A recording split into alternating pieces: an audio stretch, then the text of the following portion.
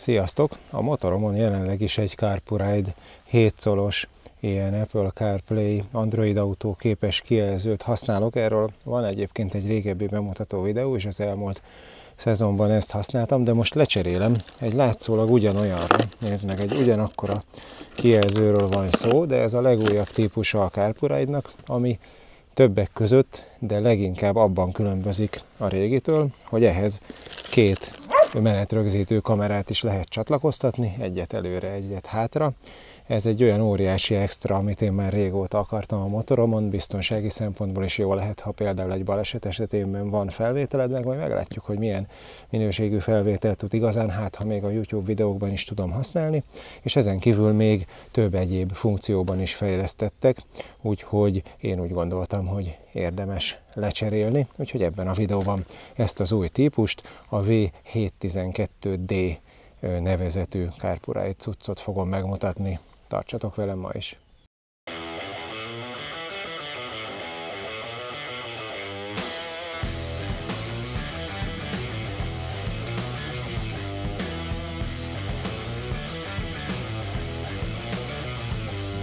Először vissza egy kicsit az időbe, bent a szobában megmutatom, hogy mi is van a dobozban. Jelenleg van a motoromon az a V702, ez pedig a 712D, a 7-es szám az a CarPuride cuccoknál mindig a kijelző átmérőre utal, ez egy 7 colos kijelző, ugyanúgy, mint az, ami most a motoromon gyakorlatilag. Ez a képek alapján legalábbis ugyanolyan kijelző, csak hát több dologban is többet tud, ezért érdemes lecserélni.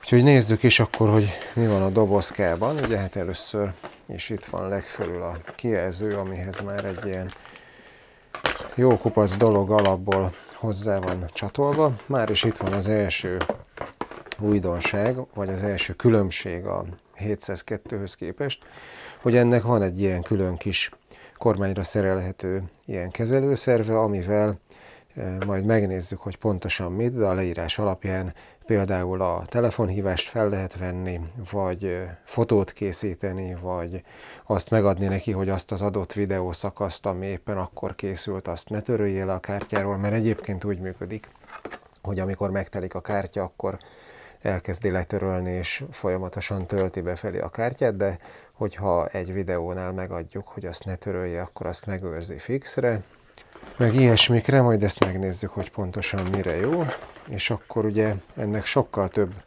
kábele van, hiszen a másik óriási különbség a 702-höz képest az az, hogy ez menetrögzítő kameraként is, méghozzá két kamerás rendszerként is tud funkcionálni. Itt van egy kamera, és itt van még egy kamera, ezek is vezetékesen csatlakoznak, itt van a két kamerának a két vezetéke, vezetékesen csatlakoznak magához a kijelzőhöz. Itt van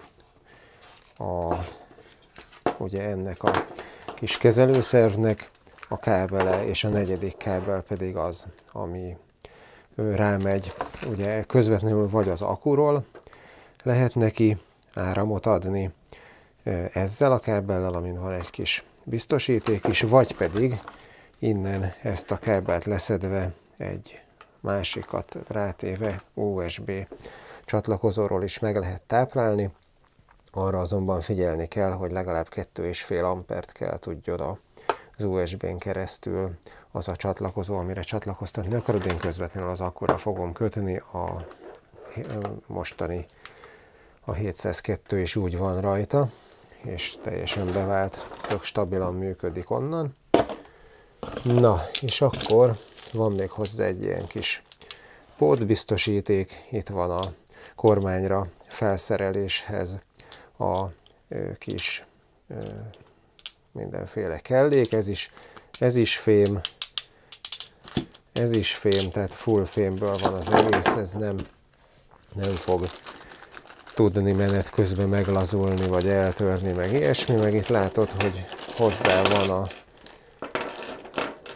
ilyen különböző kis beleilleszkedő ilyen gumibetétek vannak hozzá, amelyek különböző vastagságok, látod, van vékonyabb, nagyon vastag, ezeket így egymásba lehet rakni, és akkor a különböző vastagságú, különböző átmérőjű kormányrudakra is rá lehet tökéletesen szorítani, meg ehhez a kis kezelő bigyóhoz is van ilyen gumibetét.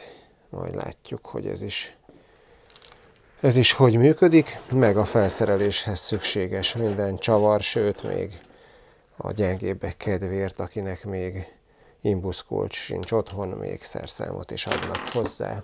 Na hát, meg egy kis egyszerű, rövid használati útmutató. Csak így gyorsan kivettem az egyik kamerát az acsiból, nagyon jónak tűnik, ez is fém, maga ez a tartó talpa, ez is fém, meg magának a kamerának a teste is van rajta ilyen kis védőfólia.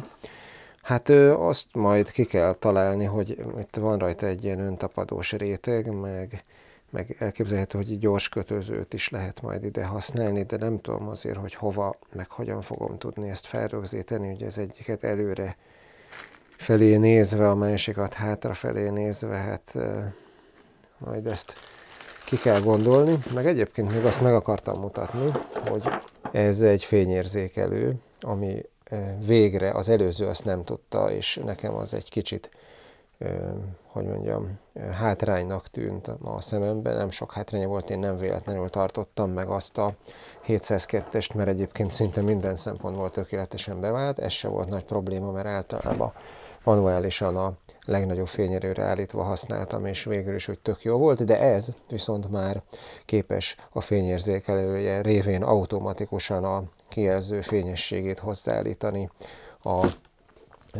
kültéri fényességhez, ezáltal este magától visszaveszi a fényerőt, vagy a lagódban nem lesz annyira vakító, meg nem fogyaszt feleslegesen baromi sok áramot, ha meg süt a nap, akkor meg a max fényerejére fel tudja állítani magát, és úgy meg a legnagyobb napsütésben is jól látszik, szóval ez már. De egyébként manuálisan is állítható a fényereje.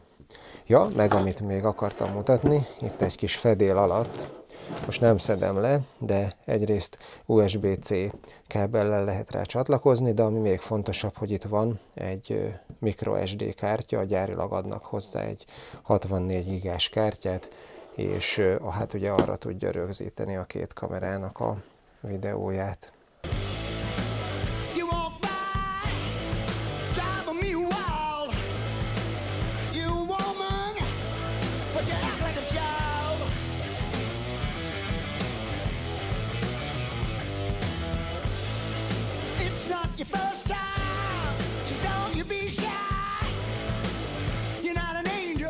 Na, miközben ti bent megnéztétek, hogy mi van a dobozban, én leszereltem a régit, és felszereltem ezt az újat. Nem mutatom végig a felszerelést, mert igazából nem túl bonyolult, de néhány dolgot azért megmutatok. Itt látod a tartó konzolját, amit bent is mondtam már, hogy tiszta fémből van itt, a hátul csuklós, itt egyetlen egy csavarral kell összehúzni, de a belsejébe annyi ilyen gumi távtartót kell tenni, hogy a te kormányrudadra is szorosan illeszkedjen. És ugye itt annak az alján is van egy gömb, meg ennek a készüléknek a hátuljában is van egy gömb, és azt egy ilyen, szintén egy csavarral összehúzott egy ilyen távtartókar fogja össze, és mivel ugye itt is gömb van, meg itt fönt is gömb van, ezért tulajdonképpen ennek a dőlésszögét, meg minden irányban az állásszögét teljesen szabadon lehet beállítani. Ahogy mondtam, én nem USB-be fogom dobni, az én motorom egy 22 éves motor, ezen nincsen még USB csatlakozó, viszont ide az akku sarukhoz szépen alá tettem, a csavar alá ennek a két kis vezetékének a végét, van rajta gyárilag ilyen kis részsaru, azt tökéletesen ide lehet tenni, és akkor ennyi. A kábeleket meg mindenképpen érdemes úgy elvezetni, hogy ne lógjanak össze-vissza. Én ilyen vékony kis kábelkötözőket szoktam használni, amivel itt összeszorítottam egymáshoz a kábeleket, összefogtam, és akkor így nem tudnak itt a burkolat alatt sem mozogni, meg labogni. Az első kamerát ide raktam a lámpaidom alá, ilyen, ahogy mondtam, ilyen kétoldalas öntapadós cucc van rajta. Előtte az idomot érdemes mindenképpen valamilyen tiszta alkohollal, vagy ilyen ragasztás előtti tisztítószerrel megtisztítani. Felragasztottam, remélem, hogy eléggé jól fog tartani. És akkor olyan, hogy itt egy ilyen kör alakú bilincs tartja a kamerát, és abban így el lehet fordítani, és akkor a kijelzőn kell nézni, hogy mikor áll vízszintesen a kép, és akkor úgy kell rögzíteni ezzel a csavarral, és ezzel itt a kamerának a billenését is be lehet állítani, hogy vízszintes legyen majd a felvétel, és akkor ugyanígy a hátsó kamerát, azt pedig ide tettem a hátulra az oldalidomra, ugyanígy felragasztottam, és akkor a vezetékét pedig néhány ilyen gyors kötözővel itt a vázon elvezettem. Hát azok a gyors kötözők egy picit látszanak, de igazság szerint ennek a motornak ugye itt ez az ülés alatti rész, ez maga a tank, tehát itt nem nagyon lehet elvezetni semmit, nem olyan, mint a többi motornak, hogy így leveszed az ülést, és alatta van az elektromos mindenféle cucc. Ez egy másmilyen felépítési motor, de mindegy, jó lesz ez így. És akkor a mindenhonnan feljövő kábelek pedig itt maga a kijelző mögött találkoznak, és akkor itt mindegyiknek van ilyen kis csatlakozója, a megfelelő színnel jelölvetett, mindegyik különböző színű, a megfelelő színűt a megfelelőbe kell dugni, és akkor minden jól fog működni. És akkor itt hátul összedugva a kábelét adok neki áramot, és akkor egyből látod, hogy életre kell. Igazság szerint annyiban szerintem egy kicsit visszafelé fejlesztettek rajta, hogy a régebbinél ott volt az oldalán egy kibekapcsoló, és azzal akkor is, ahogy áram alatt volt, akkor is ki lehetett kapcsolni. Ezen viszont nincsen kapcsoló, és így gyakorlatilag a vezeték széthúzásával fogom tudni majd mindig kikapcsolni csak. Na de nem, azt láttad közben, hogy amint áramot kapott, egyből elindult, és mivel a telefonom be van kapcsolva a Bluetooth, és az előbb már párosítottam őket, de az csak annyi volt gyakorlatilag, hogy a telefonon megjelent ennek a neve a Bluetooth kapcsolatok között, és rá kellett kattintani, és ennyi, semmi más nem kellett csinálni, és már is a telefonomról a Google Maps-t mutatja is, meg azon kívül, hát ugye azt is meg tudod csinálni, hogy egyszerre többféle alkalmazást jelenítesz meg a kijelzőn. Most ugye a Google Maps és egy zenelejátszó van egyszerre megjelenítve a kijelzőn. Egyébként szerintem azért olyan nehézkes, egy kicsit olyan nehezen veszi az érintést, mert van rajta egy védőfólia. Ezt leszedem. Na, hát mindjárt szebb a kijelző, és egyébként szerintem, hát nem tudom megállapítani, a régebbinek is nagyon szép volt a képe, meg ennek is igazából nincs semmi különbség szerintem, és itt látod a telefonról a pontos időt is mutatja, a telefonnak a töltöttségét is mutatja, azért az is jó, mert útközben ugye azt is látod, hogy a telefonod hogy áll, és egyébként a telefonon lévő mindenféle ilyen Android Auto képes, kompatibilis alkalmazást meg tud jeleníteni, és azokat lehet is vele használni. Én például a Podcast Addict alkalmazásban szoktam podcasteket hallgatni, például a Checkpointot, ami ilyen régi retro videójátékos podcast. Na mindegy, ezt csak mutatom, hogy ilyenfajta többféle alkalmazást is lehet rajta használni. Hát ennek a készüléknek beépített GPS-e nincs, azok sokkal drágábbak ennél. Ez a telefon mindenképpen kell hozzá, hogy egy mobiltelefon csatlakoztatva legyen, és akkor annak a térkép alkalmazását fogja megjeleníteni mindig. Hogyha itt kilépünk az Android Autóból, akkor itt egyből megjelenik az ilyen alapképernyő, itt lehet mindenféle beállításokat is tenni, és itt az első kamerának a képét már egyből mutatja is, de ha itt rányomok a kamerára, akkor teljes képernyőre kirakja, és akkor itt mind a két kamerának a képét lehet látni. Itt el lehet indítani a felvételt, illetve hogyha nem kapcsolod ki a felvételt, hanem úgy állítod le a készüléket, hogy megy a felvétel, akkor a következő alkalommal magától folytatja is automatikusan, és akkor folyamatosan menet közben tudja rögzíteni. Hát most itt pont mondjuk jól a szemétkupac látszik. Na mindegy. Hát és egyébként a kormányra felszerelhető kis plusz kezelőszervet pedig csak ide a kormány tövébe tudtam elrakni, nem fért el máshol. De amúgy a 3 gombjával, ugye a középső gombon egy kis telefonikon van, azzal a telefonhívást lehet felvenni, az alsó gombon a kis házikó van, amivel ugye ide az alapképernyőre lehet kilépni, aztán visszalépni az Android autóba, és a felső gomb pedig egy ilyen kis kör alakú nyilacska, amivel gyakorlatilag a kamera képe és a navigáció vagy az éppen beállított Android autó funkció között lehet így egy gombnyomással váltani. Na akkor menjünk egy kört, hogy megnézzük, hogy milyen a képe a kameráknak, meg hogy minden hogy működik, de előbb még azt is elmondom, azt az előbb nem mondtam, hogy ugye ezeknek a cuccoknak az is egy nagy előnye, hogy mindenféle ilyen sisakkommunikációs kütyűhöz, meg Bluetooth fülhallgatóhoz is tudnak simán csatlakozni. Nekem a sisakomon egy ilyen Sena 5S van már évek óta, nekem nagyobb bevált, egyébként erről is van bemutató videóm, ha még nem láttad volna és érdekel.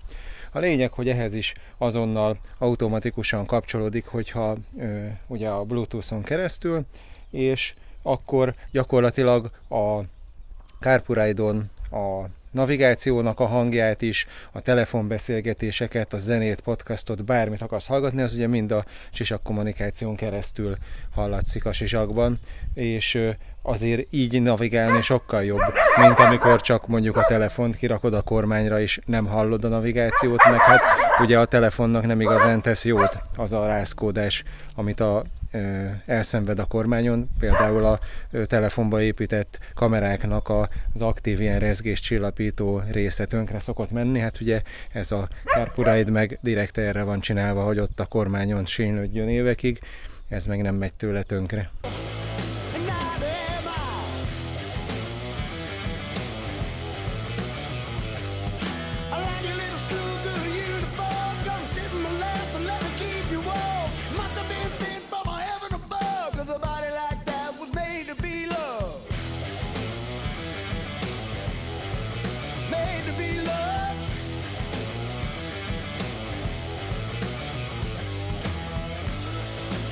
So many times when you were in school, I saw you looking, trying to be cool.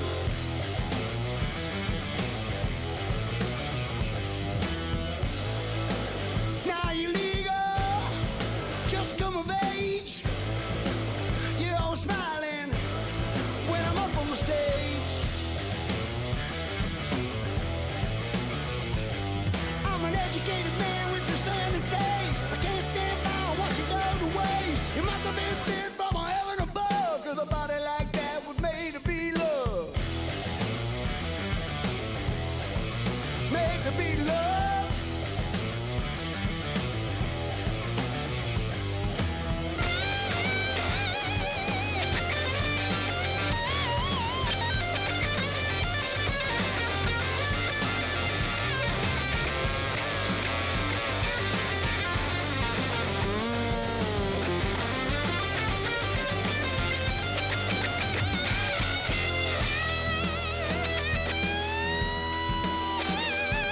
Na, amint láthattátok, mentem egy nagyobb kört vele tegnap.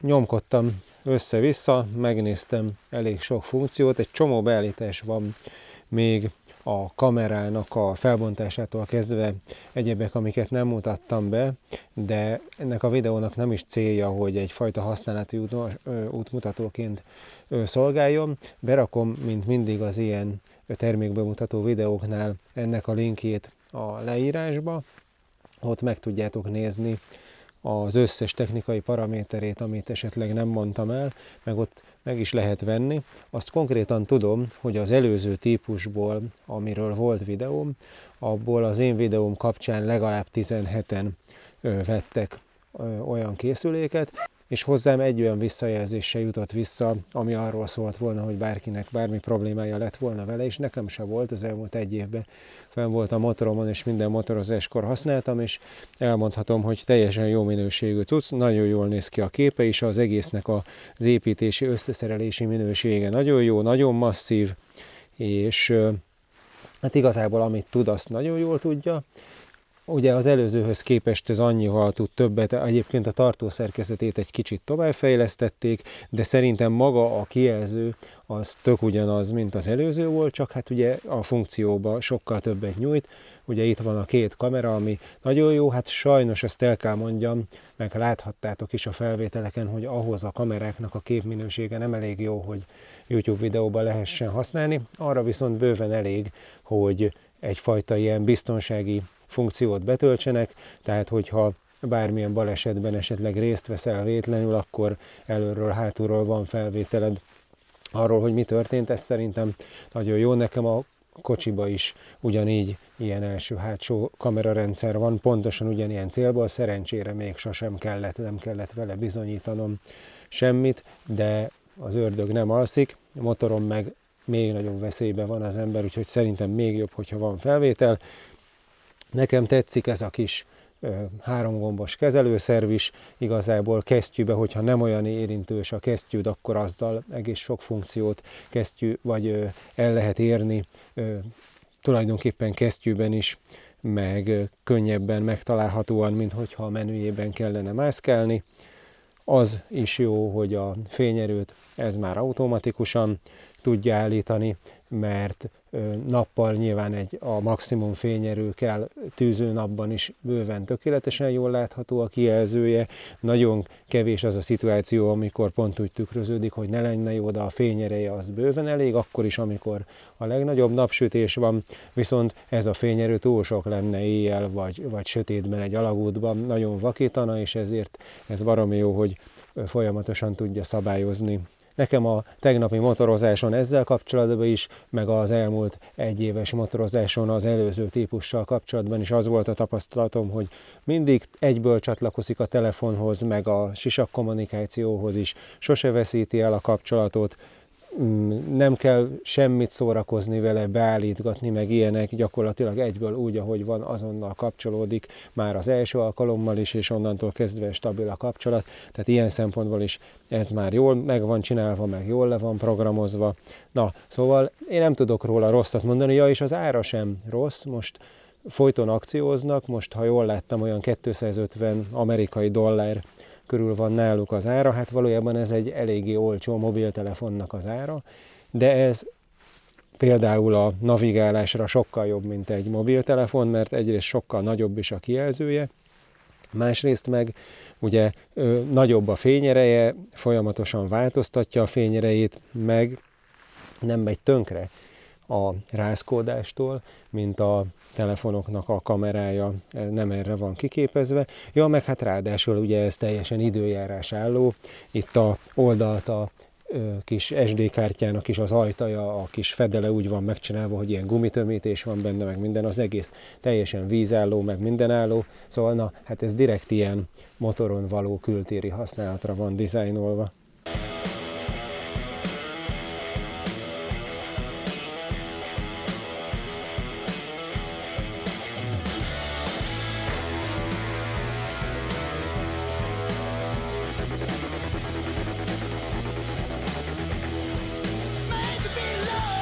Az meg, amit mondtam, hogy ezen nincsen kibekapcsoló gomb, és ezért, hogyha az akkura van rákötve, akkor folyton áram alatt van, és akkor folyton működne, és ugye leszívná az akut, és így itt a vezetékének a kis csatlakozó széthúzásával lehet kibekapcsolni. Igazából ezt meg lehet úgy oldani, és meg is fogom, csak most nem álltam neki, hogy átszereljem, hogy egy olyan helyet kell keresni a motornak az elektromos rendszerébe, amely csak akkor van áram alatt, amikor rá van adva a motorra a gyújtás, és akkor így ez a készülék is csak akkor működik, amikor, nézd, itt van szalonna, itt van, segít nekem videót csinálni, szóval akkor a kütyű is csak akkor működik, amikor a motorra rá van adva a gyújtás, ezt át fogom majd szerelni. Na de a lényeg, hogy CarPuride V712D, Nekem tetszik, a következő időszakban ez lesz a motoromon, a másik meg rákerül a feleségemnek, a Gabinak a motorjára, és akkor így már mindkettőnknek van navigációja. Tudom nektek is ajánlani. Szerintem egy jó cucc, szerintem ennyit bőven megér, amennyibe kerül, és nyugodtan lehet tőlük rendelni. Én még rossz tapasztalatról nem hallottam. Az igaz, hogy több hétbe telik, mire ideér a cucc. Türelmesnek kell lenni, de ez az egy hátránya van. Na, a lényeg, hogy remélem, hogy ez a videó is hasznos volt a számotokra, hogyha igen, akkor szokás szerint a videó alatt nyomj egy lájkot, iratkozz fel, ha még nem vagy, és találkozunk legközelebb. Sziasztok!